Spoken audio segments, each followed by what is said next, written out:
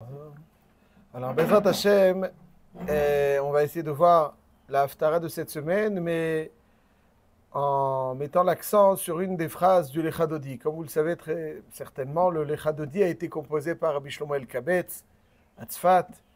Et le thème de Lechadodi essentiel, c'est Yerushalayim, sa reconstruction. Depuis Mikdash Melech, Ir Melucha, Kumi Tzei Mitoch Ha'afecha, Hitnahari Me'afar Kumi, Hitnahari secoue-toi. Et d'ailleurs, ce pasouk de Hitnahari Me'afar Kumi, c'est un pasouk de l'Haftara de cette semaine. L'essentiel des psukim, de ce poème de Rabbi Shlomo Elkabetz, il puise ses sources dans le Navi Yeshaya essentiellement. Comme je l'ai dit, Hitnahari, c'est l'Haftara de cette semaine, Me'afar Kumi, secoue-toi, relève-toi de la poussière dans laquelle tu te trouves. Mais ce sur quoi j'aimerais mettre un peu l'accent aujourd'hui, c'est Hit'oreri. Hit'oreri, qui va orer. Kumi ori. Ori, shir daberi, kvod Adonai alayich nigla. Cette phrase aussi de Hit'oreri, aussi, c'est un pasouk de notre Haftara de Yeshaya, Perek Nun Aleph. Donc le Navi Yeshaya appelle Yerushalayim au réveil. Comme si aujourd'hui, Yerushalayim somnole, elle n'est pas en état d'éveil, et le Navi l'appelle à se réveiller. Hit'oreri. Et qui va orer, c'est notre pasouk de Yeshaya. La Haftara de Yeshaya de cette semaine, c'est Yeshaya, chapitre Nun Aleph, 51. Et il y a une autre Haftara de Yeshaya, de Parashat Kitavo, chapitre Samer, dans lequel Kumi ori, qui va orer. Uchvod Hashem alayich zarach. Donc Rabbi Shlomo Elkabetz, il a pris l'Haftara de cette semaine, Parashat Shoftim, Perek Nun Aleph, l'Haftara de Parashat Kitavo, Perek Samer, et il les a ralliés. Hit'oreri, c'est l'Haftara de cette semaine, Perek Nun Aleph, qui va orer, l'Haftara donc de Parashat Kitavo, Perek Samer, Kumi ori, qui va orer, Uchvod Hashem alayich zarach, Uchvod Hashem alayich nigla. Donc il a apporté une touche personnelle. Il ressort donc de cette composition de Rabbi Shlomo Elkabetz que l'éveil de Yerushalayim est lié à une nouvelle lumière. Kumi ori, lève-toi, rayonne. Kumi ori, à l'impératif. Ori, Kumi ori, rayonne. Qui va horaire, c'est-à-dire quoi qui va horaire? Hit'oreri, qui va horaire. C'est-à-dire quoi qui va horaire? Pshat Pashut de qui va horaire, c'est que la lumière qui est tienne aujourd'hui est dépassée. Vayavo Hashemesh veut dire souvent le soleil s'est couché. Vayavo Hashemesh. Qui va horaire, car le rayonnement qui est tien aujourd'hui est dépassé. Qui va horaire. Il va falloir maintenant que tu nous offres un nouveau rayonnement. Kumi ori. Donc le réveil de Yerushalayim, nous dit Reb Shlomo Elkabetz, Hit'oreri, qui va horer, Kumi ori. Kumi ori. On lui demande de se réveiller, de nous offrir un nouveau rayonnement. Ori, shir daberi. Et donc quel est ce rayonnement nouveau? Quel est donc ce rayonnement nouveau? C'est l'expression d'un shir. Yerushalayim doit chanter. Kvod Hashem alayich nigla. Car la gloire d'Hashem apparaît en toi. Alors juste, on va essayer de goûter un petit peu. C'est des choses, le Harizal, il a vu en profondeur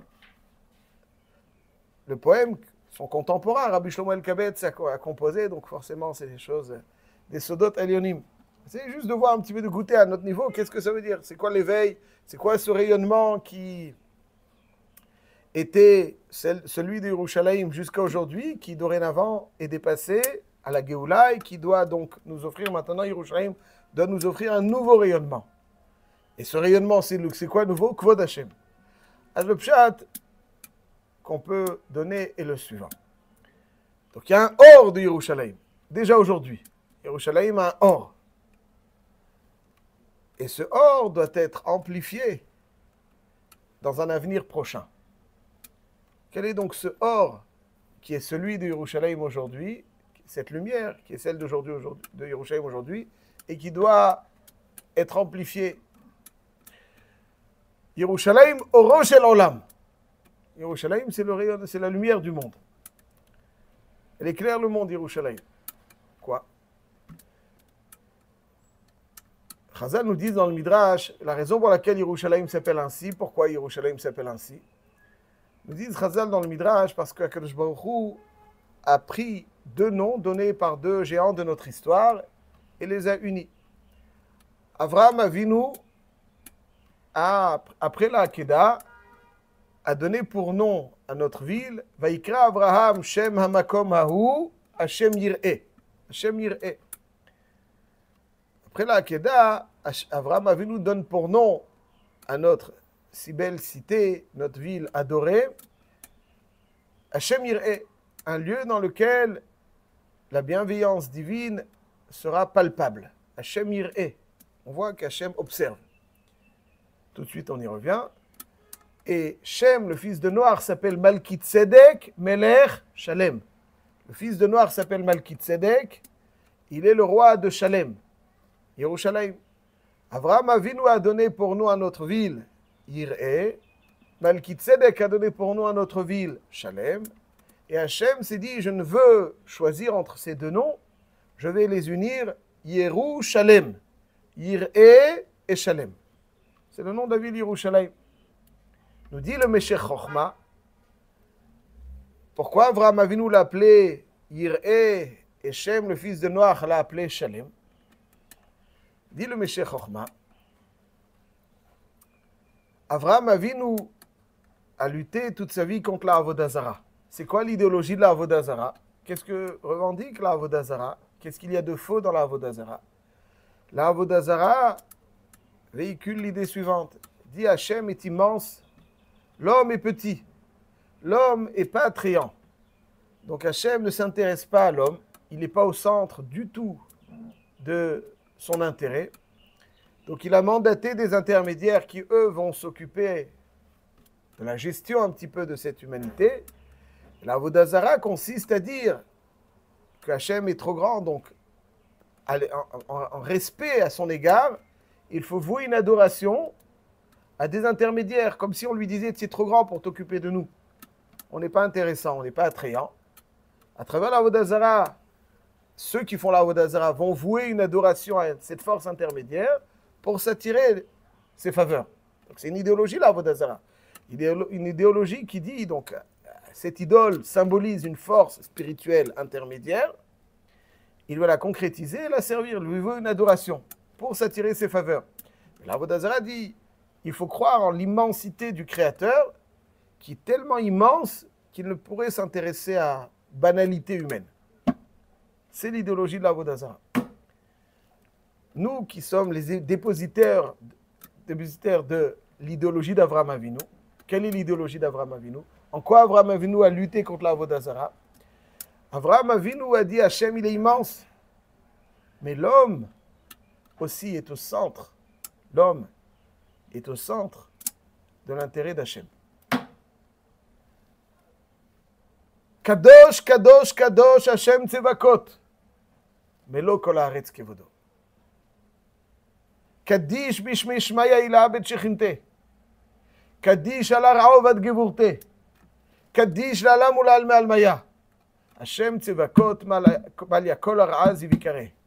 C'est-à-dire que malgré son immensité, Ensof, Kaddish bishmi shmaya, même ceux qui sont dans les cieux ne peuvent le... Il est séparé de tout entendement. Kaddish.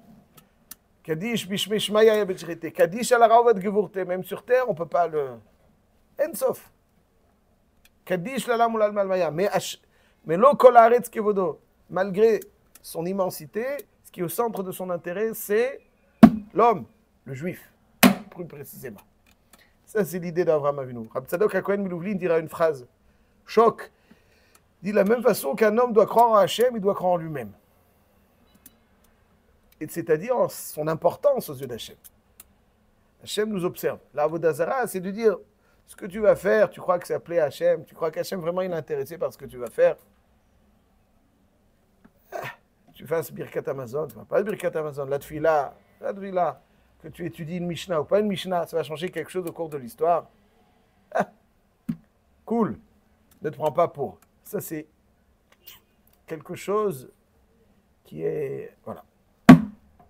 La émouna d'Avraham Avinu, c'est sentir à quel point chaque chose que nous faisons, chaque chose que nous réalisons, est Hachem est à l'affût, entre guillemets, il attend.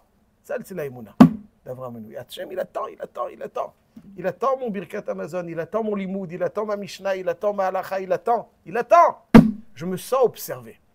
La Avodah Zara, c'est dire qu'Hachem ne s'intéresse pas à toi. La émouna qu'Avraham Avinu nous a légué, c'est pas seulement il s'intéresse, il t'attend. Il t'attend, pas collectivement. Il n'attend pas quelque chose de la nation. Il attend de chaque individu. Individuellement. Le matin, j'ouvre les yeux, Hachem m'observe. Shiviti Hachem le negdi tamid. Il dit, nous, je t'attends. À 9h11, il m'attend. À 10h42, il m'attend. À chaque instant, il m'observe. Individuellement, il m'attend. Ça, c'est Hachem Yir'eh. Hachem Yir'eh, quand un homme se sent observé, il sent à quel point ce qu'il doit faire suscite un intérêt grandiose et une importance si grande aux yeux d'Hachem, son comportement est différent. À Yerushalayim, Avraham Avinu a injecté ce sentiment, cette conscience d'être observé.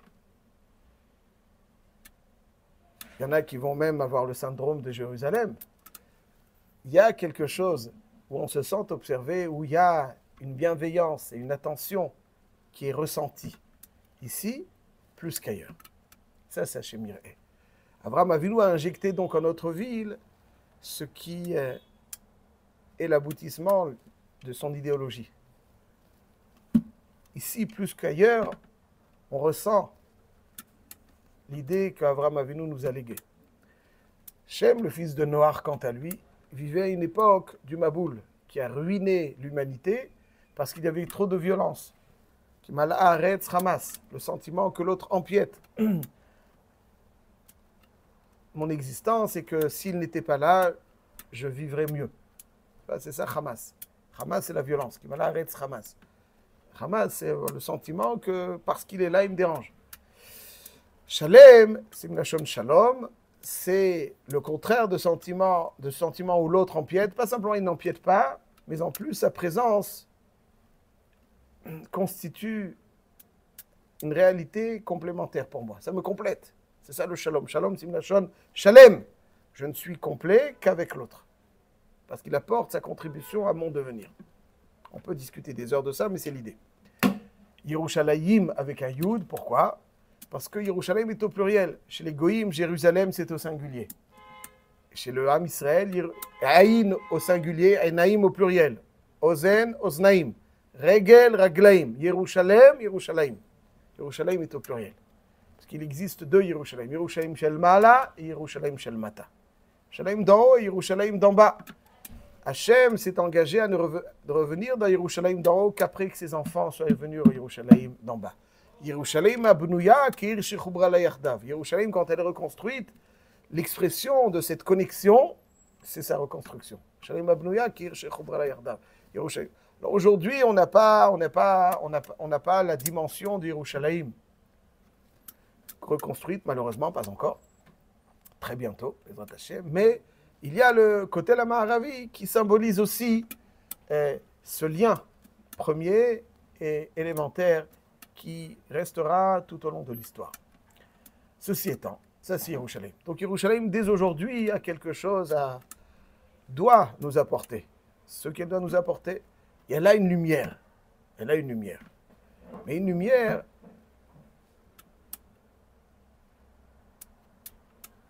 qui finalement, même si elle percute, mais elle percute avec une certaine limite. Parce que, quelqu'un peut se sauver, peut se distraire et oublier tout cela. Elle nous parle, mais on peut... Itoreri, c'est-à-dire donc quelque part comme si Yerushalayim, quelque part, somnole. Elle n'exprime pas toute sa vitalité. Quand on somnole, on n'exprime pas toute sa vitalité. Le sommeil, c'est il y a de la vie, et, au minimum. Alors que le réveil, c'est la vie dans toute sa splendeur. Itoreri qui va horaire. Le rayonnement que tu as apporté à Israël est dépassé dans un avenir prochain. Appelle le Navi Yeshaya à Yerushalayim. Kumi ori. Itoreri, itoreri qui va horaire. Kumi ori. Rayonne. Comment? Shir daberi.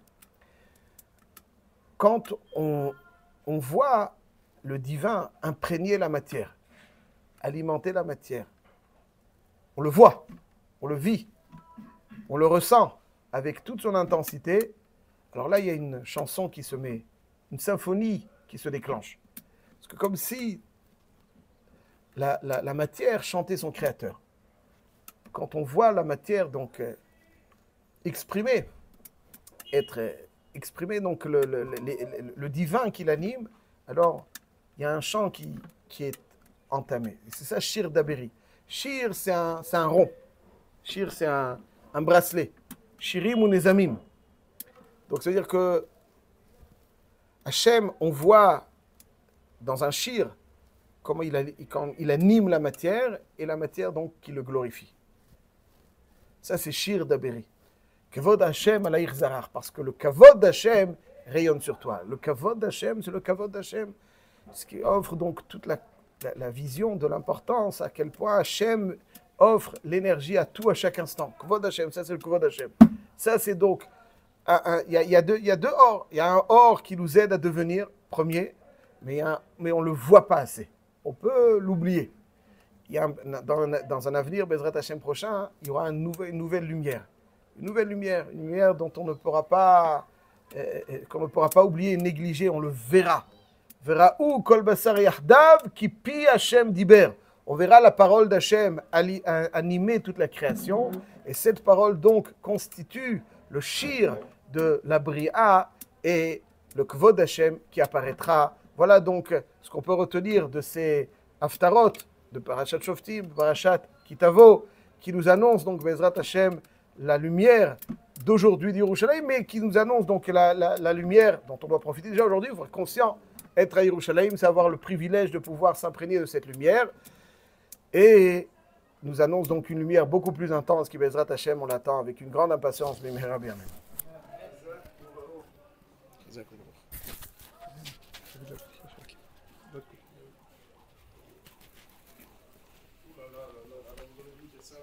Rabbeinu, ça se voit pas, vous inquiétez pas.